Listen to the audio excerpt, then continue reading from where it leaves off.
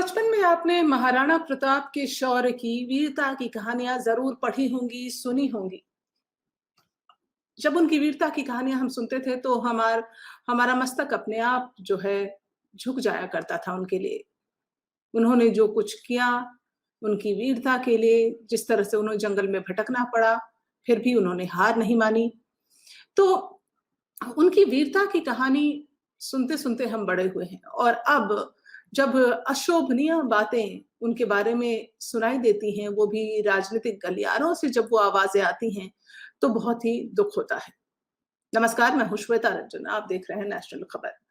तो आपको बताना चाहूँगी कि राजस्थान के नेता प्रतिपक्ष और उदयपुर शहर विधानसभा से विधायक गुलाब चंद कटारिया की ओर से पिछले दिनों वीर शिरोमणि महाराणा प्रताप को लेकर जो विवादित बयान आया, उसको लेकर जो विरोध हुआ, वो थमने का नाम जो है नहीं ले रहा है। तो भारतीय जनता पार्टी के वरिष्ठ नेता हैं, पिछले दिनों उन्होंने एक ऐसा बयान दे दिया, विवादित बयान दे दिया जो हर किसी को शर्मसार कर गई। देश के गौरव और शौर्य की गाथा कहने वाले महाराणा प्रताप को लेकर भद्दी टिप्पणी करने के बाद 24 घंटों में हालांकि उन्हें 2 बार माफी मांगनी पड़ी, सार्वजनिक रूप से। लेकिन फिर भी लोगों का जो दर्द है वो खत्म नहीं हुआ है। जब उन्होंने माफी मांगा तो उन्होंने कहा, महाराणा प्रताप को समझने का मेरा तरीका या समझाने का मेरा तरीका गलत था। आवेश में मैंने गलत शब्दों को चुना। इसके लिए मैं क्षमा प्रार्थी हूँ। लेकिन आपको यह भी बता देती हूँ कि उनका विवादित बयान था वो बेसिकली था क्या? उन्होंने एक जनसभा को संबोधित करते हुए कहा था, हमारे पूर्वजों ने 1000 साल तक लड़ाई लड़ी है। यह महाराणा प्रताप अभी-अभी गया है।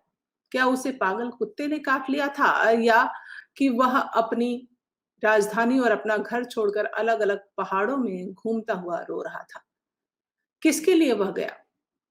तो इस तरह की बात कहना महाराणा प्रताप के लिए ये सुनकर शर्म आती है और ऐसे ही मैं तो सिर्फ शर्म कर रही हूँ, लोगों ने विरोध जताया है कि किस तरह इतनी भद्दी टिप्पणी जिसकी उम्मीद नहीं थी उनकी तरफ से आई है। महाराणा प्रताप के बारे में इस विवादित बयान के बाद जैसे पूरे देश में विरोध प्रदर्शन भी शुरू हो गए। भाजपा को इस बात का डर सताने लगा कि इस बयान के कारण कहीं उनका जो राजपूत वोट बैंक है वो खिसक ना जाए। तो सब कुछ देखिए एक वोट बैंक माना जाता है। इस तरह का बयान राजनीतिक किसी हस्ती की तरफ से आना अशोभनीय है। तो इस बयान के बाद लोगों ने कटारिया का विरोध करना शुरू कर दिया। राजपूत समाज और अलग-अलग जो सामाजिक संगठनों ने सोशल मीडिया से लेकर सड़क तक कटारिया के खिलाफ विरोध प्रदर्शन शुरू किया। उसके बाद जो कटारिया हैं, गुलाब चंद कटारिया बैक फुट पर आ गए और उन्होंने माफी भी मांगी। उनको जो विरोध जिस तरह का झेलना पड़ा, उन्होंने एक वीडियो संदेश देकर कहा, आम जनता मेरे बारे में कई तरह से बात कर रही है, मैं कुछ सुझाव भी दे रहा हूँ। भविष्य में इस तरह की गलती नहीं होगी। मैं आपको इस बात का आश्वासन देता हूँ। हालाँकि उन्होंने इस बात को कहा, आश्वासन दिया कि वो आगे कभी ऐसी गलती नहीं करेंगे। उन्होंने लिखा, सुबह में महाराणा प्रताप मेरे लिए श्रद्धा थे।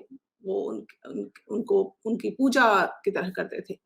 इस बात को लेकर मेवाड़ के पूर्व राज परिवार के सदस्य लक्ष्यराज सिंह मेवाड़ ने भी सोशल मीडिया पर कटारिया के बयान की निंदा की। तो उनके बयान की निंदा हर तरफ हुई, चाहे उन्होंने माफी मांग लिया, लेकिन जो इस बात को लेकर विरोध प्रदर्शन है वो लगातार होता रहा कि जिन शब्दों का उन्होंने चयन किया था महाराणा प्रताप के लिए वो अशोभनीय है, निंदनीय है। सर्व समाज ने गुरुवार को सोशल मीडिया पर विरोध प्रदर्शन भी किया इस बात को लेकर। सोशल मीडिया पर बायकॉट गुलाब चंद कटारिया हैशटैग के नाम से संदेश जो है वो पोस्ट होने लगे।